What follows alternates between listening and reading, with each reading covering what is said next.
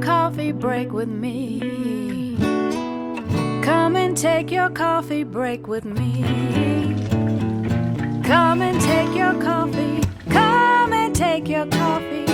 Come and take your coffee break with me.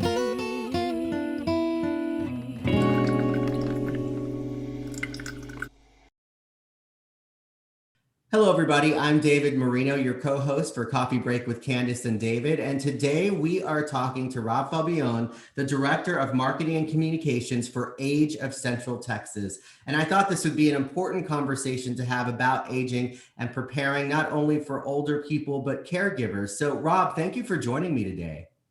Oh, it is my pleasure. Thank you so much, David. Well, Rob, first of all, tell me what the purpose is of Age of Central Texas for those who may have not heard of it. So Age of Central Texas is a regional nonprofit organization. We were born right here in Central Texas. We're homegrown. We're actually celebrating our 35th year this year of serving the community. And our purpose is to help older adults and family caregivers to thrive. And we do that by providing resources, education, and programs specifically to help older adults, particularly those who might have a physical or a cognitive issue, to make sure that they are continuing to be a part of the community, that they are continuing to have their purpose in life. We do that with direct programming to assist them. Then our founders were also very forward thinking 35 years ago to realize that in order for older adults to continue to thrive, we needed to think about the family caregivers as well. And so we have a lot of programs, resources, and education that help support that family member who's helping take care of an older loved one. And for you and your organization, one of the things is really talking about the perception of aging, right? Because you always hear about people getting ready when they're having a baby, they're preparing for a new life.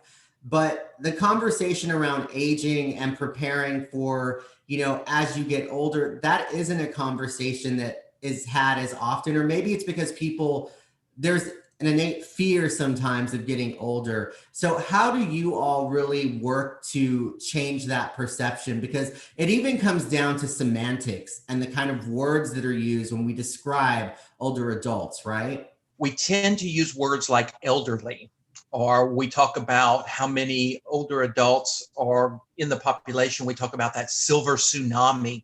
These are scary words and negative words. The reality is, though, right now, most people are going to live well into their 90s. Living to be 100 is not unheard of anymore. So when someone retires at, say, 65, you're just starting act 3 of your life. There's another good 30, 40 years that you're going to experience so many wonderful things. And most people don't realize that here in Central Texas, we are the second fastest growing area in the nation for older adults age 65 and older. So we always think of this being a young city in a young area, but the reality is the majority of our population right now, 27% of the population is over the age of 65. And as you mentioned, growing older is something that we don't tend to think about, but every one of us is going to grow older, hopefully.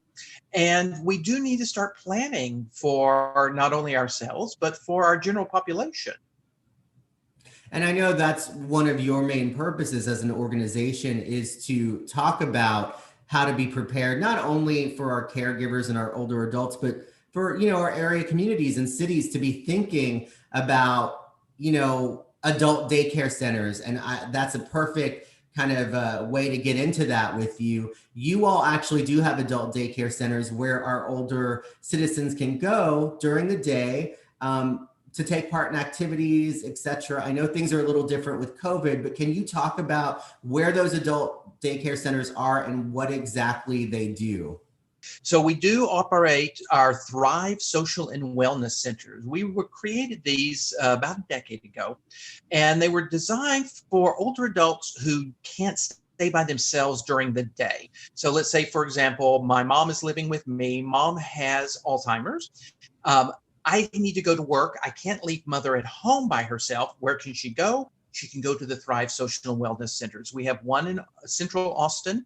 We have another one in Williamson County, located in Round Rock, and we're in the process of building a third down south in the South Park Meadows area. These are licensed social centers. We're licensed with the state. They're the only licensed centers of their kind here in the Central Texas area. For our members, they are a wonderful place that they get to spend the day with other older adults. They have a full day of activities. We have gardens at both of our locations, and we have master gardeners that come in and work with our members. And we have dance parties in the afternoons. We have a full day of fun activities. We provide breakfast and lunch plus snacks during the day. We also have transportation options for those who need that. And so for our members, they come, it's like going to summer camp all day long. They have a wonderful, fulfilling day. And at the end of the day, go home wherever home is for them. For our care partners, it's a fantastic opportunity for them as well, because they know that their mom, dad, husband, wife, partner are going to be somewhere safe and secure, that they are going to be loved just as much as they are by their family. We have a full-time nurse at both locations to provide medical oversight, because many of our members do have medical issues that need to be attended to during the day. And so for that care partner, they can go to work, go to the grocery store, whatever they need to do for that time during their day, knowing that their loved one is somewhere safe, productive, having a great time. And you said that a third one is going to be going in the South Park Meadows area. So that will help serve areas south, not only South Austin, but community south like Buda, Kyle, right?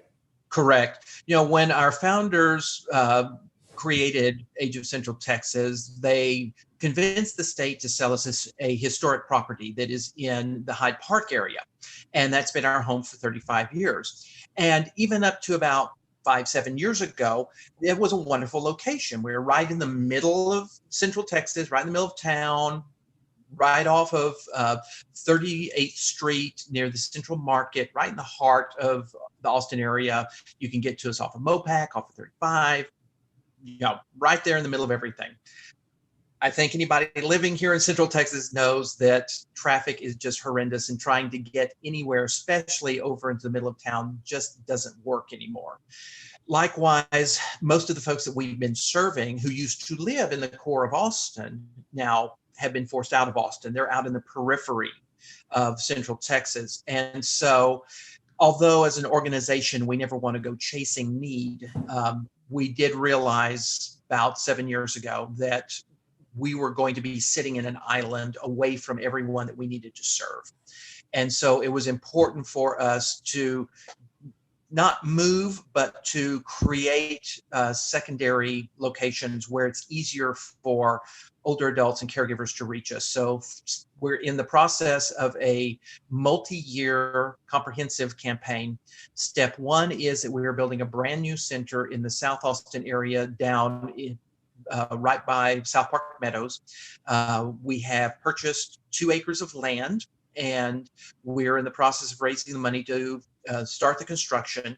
It will be a full center with all of our programs there, including a center that will be licensed for 75. So it will be a very large center. We are hoping that we will be able to break ground in this coming year, and then be fully open and operational probably by first quarter of 2023. Once that is done, we start on phase 2, which is to build a brand new center in the Williamson County area.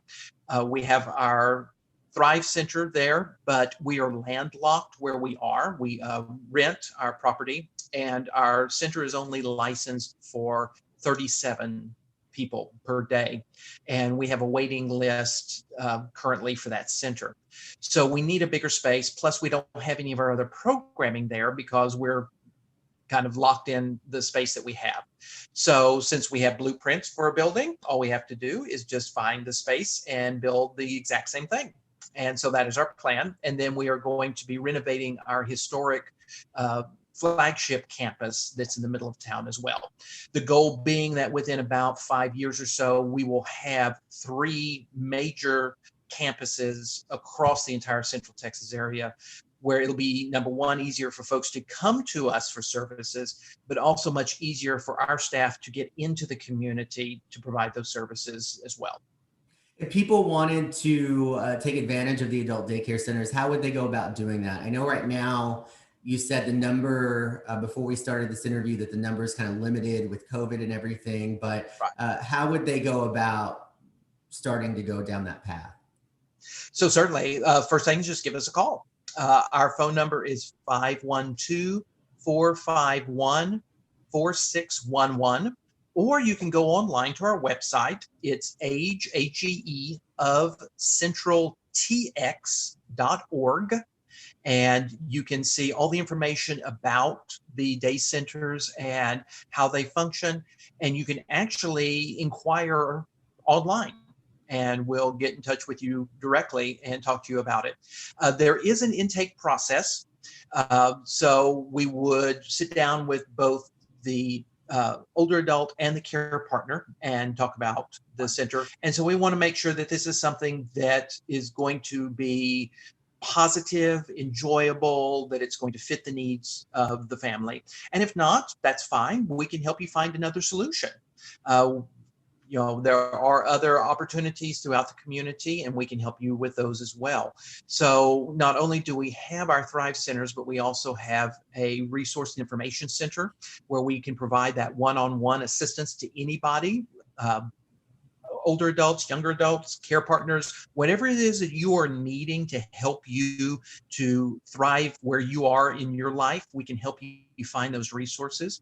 We also have a health equipment lending program where we provide free durable medical equipment to anyone who needs it. We don't have any age restrictions, income restrictions, residency restrictions, anything like that.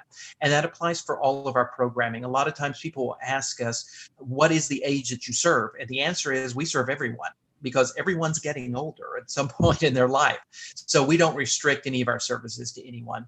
But with the health equipment lending program, we can provide items like wheelchairs, walkers, shower bench, to be able to bathe safely, canes, anything that can help you with your mobility and help keep you safe, either in your home or as you go about your day. And we provide those for free. And so all you have to do is call and make a reservation to pick them up, and it's yours. And they are long-term loans. We also take donations of gently used equipment. That's how our program functions. We take in gently used equipment, we clean it, repair it, loan it back out to people who need it. So that is available for the entire community. And then we also have a program called Memory Connections. And it was originally designed for older adults who were in the early stages of their memory loss. And they would meet at one of 5 locations around Central Texas, whichever was closest to them, for a once-a-week gathering to do exercises, both mental and physical, work on the mind and the body to help slow down the progression of their memory loss. But we call it our Mind, Body, Soul program. And the soul part is that everyone who was a member had a diagnosis from a doctor saying that I had memory loss. So it was a very safe place to work through the emotions of what was going on in that process. Of course, with COVID, we were not able to meet in person anymore. The same happened with our day centers and with all of our programming. We just couldn't get together in person. So we pivoted everything very quickly to be virtual. And so while our centers were closed, we were still providing daily activities with all of our members. We just did it online with everyone live. And the same with our memory connections. We were meeting once a month online. We learned very quickly that there were a lot of people, not just here in Central Texas, but all over Texas and the US, that wanted to tap into this. And we thought, okay, we've got some new skills we've learned here using Zoom. Why don't we pivot this program? And so it's now called Memory Connections Online. And it meets once a day, just like our day centers. And it's designed not just for those who are in the early stages of their memory loss, but anybody who's experiencing any type of memory loss. And we have created the program where, again, we'll have an intake with you. We do it online. with the member and with the care partner to kind of figure out where you are in your journey.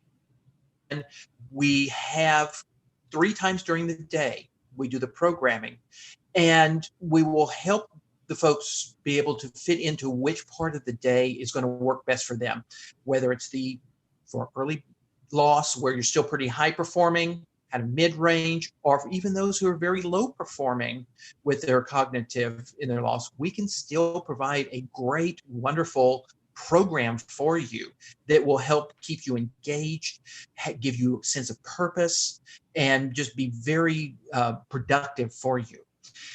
And so this is really something exciting for us because we've been able to expand this program thanks to COVID and be able to serve not just here in Central Texas, but all over the US. So that's wonderful. Another one of our programs we had to pivot with is our Caregiver U program that provides caregiver and falls prevention education. It was partnership with about 30 other organizations around Central Texas to do in-person class series that were provided for free. Again, COVID kind of stopped at that because we couldn't get together in person. So we pivoted it and created online versions of the classes. Now that we're slowly starting to meet in person again at some of our locations, we're still continuing the online courses. So we have 2 courses for caregivers. One is a general course in caregiving. The other is for dementia caregivers, because that's a whole nother animal in caregiving.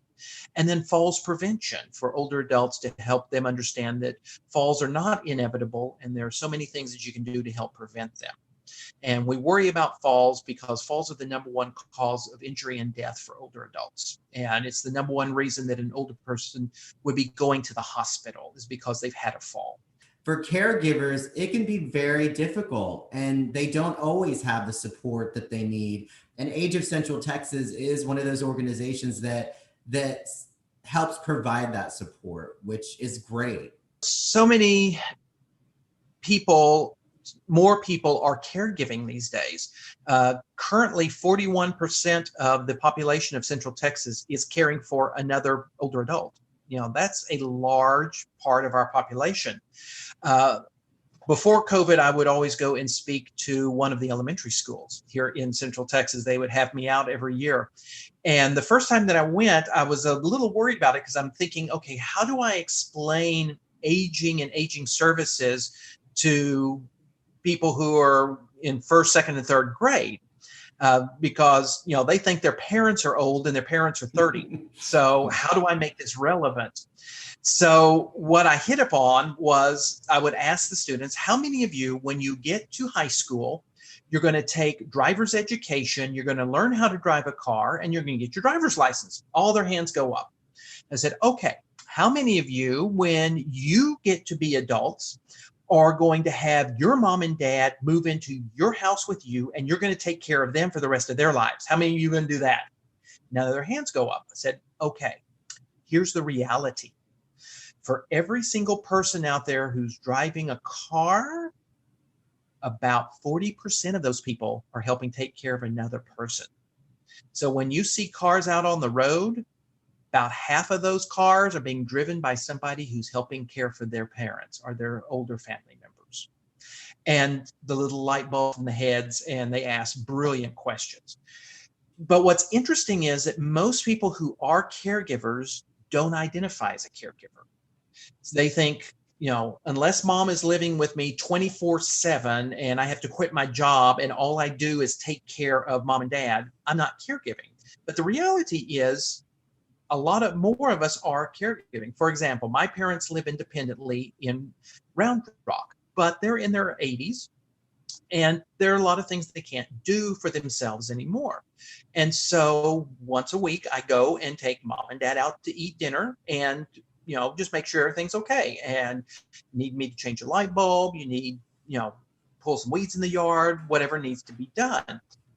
Am I a caregiver? Certainly I am. But do mom and dad live with me? No, they're still living independently, yet I am helping them so that they can continue to live independently. And so many of us start into that caregiving role like that. And before we know it, mom and dad are living with me. And now I've got to make those considerations with my life. How do I continue to work while taking care of them. And so that's where we come in. And one of the other things that I also tell the younger folks is when I do these presentations, when I make the analogy of driver's ed, I say, you realize that when you take driver's ed, someone teaches you how to drive a car, and all of us, drive a car. When you become a caregiver, no one really teaches you what to do. And that's where our organization comes in, is to fill that gap, that to provide you with the education, with the resources, with the connection to programs, that shoulder to cry on if you need it, the hand to hold to help you get through some of these difficult decisions that have to be made. That's where we come in. And I also always tell folks, please understand that there is never any shame or embarrassment for asking for help, because all of us at some point in our life need help. And that's why our organization exists. That's why we've been doing this 35 years, is to provide that help with, no judgment whatsoever, because every one of us needs that help. And as you mentioned, most of us don't think about these things. We don't think about growing older. We don't think about where am I going to find resources as a caregiver, because it's not something that's daily in our world until it is. And then when it is, we're kind of lost on, where do I go? What do I do? How do I find this help? And so we're a one-stop shop for that. You can always turn to us for no matter what it is, even if it's not an aging issue. We work with every nonprofit in town. As you mentioned earlier, the population of older adults is growing in our area. It'll be interesting to see the census numbers that come in, specifically for like Hays County, which is one of the fastest growing counties in Texas. I know part of also your outreach is working with neighboring cities or cities in our area to help them address those issues that are coming up, because it feels very much like all of us are dealing with the growth in Central Texas, but it feels like the growth is so fast, but it's very hard to provide the resources or keep up with the resources that are needed for our older population, whether that be rent, whether that be, housing, or like adult daycare centers. How does Age of Central Texas work with our area cities in trying to assist them in coming up with solutions to these very real problems that are not going away? Housing is just so expensive. And of course, with that comes taxes as well. And those are terribly expensive. So many more people are being forced out of the core of Austin and into the outer areas, such as Buda and Kyle and Taylor and Florence has seen a 400% increase in their population in the past few years. Wow. And it's because people are being forced to move into the outer rims. And of course, a lot of these towns are not prepared for that. They don't have transportation options available at all for older adults who can't drive.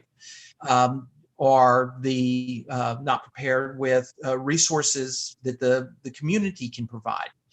And so we work quite heavily with a lot of these organizations. For example, you mentioned Buda, and I'm on the Buda Seniors Task Force, helping them to address some of these issues. One of the things that happened there was the creation of a bus route that runs through the city, because transportation was a big issue of, I live over here, but the doctor's over here and I don't drive. So how do I get there? We are working with the city of Kyle. They've had about a 400% increase in the number of older adults over the past decade. And the new census numbers are going to be even higher. And so they desperately need some services for their older population. And so working with council on how can we create a city-owned senior center. I've been working with Taylor.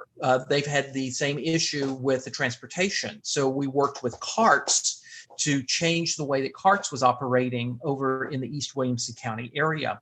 And they are now providing door-to-door service that you can call and the carts van will come and pick you up and take you where you need to go, and then come back and get you and take you back home, whether you need to go to the grocery store, I need to go to the doctor, and it only costs $1 to take advantage of the service. So that was a real win.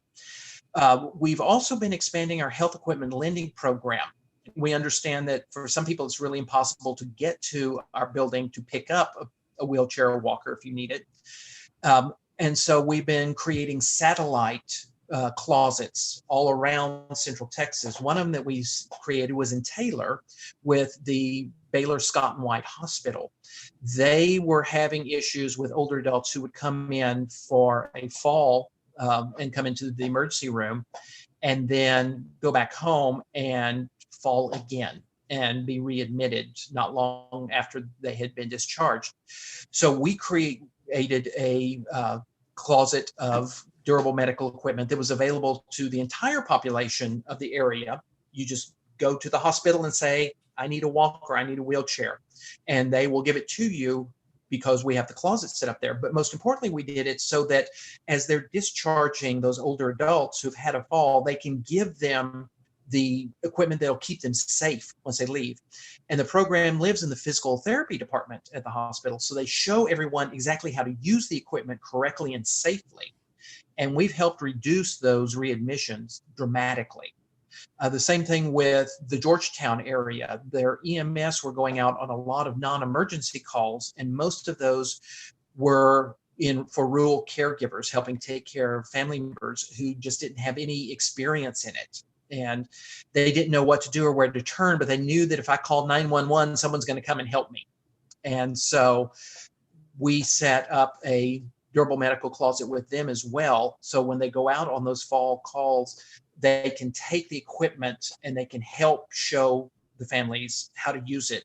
And we've helped reduce those emergency calls by 75%, which is great because we know we're serving more people in the community that way, but we're also keeping the 911 calls just for emergencies and not being out for something that's a non-emergency.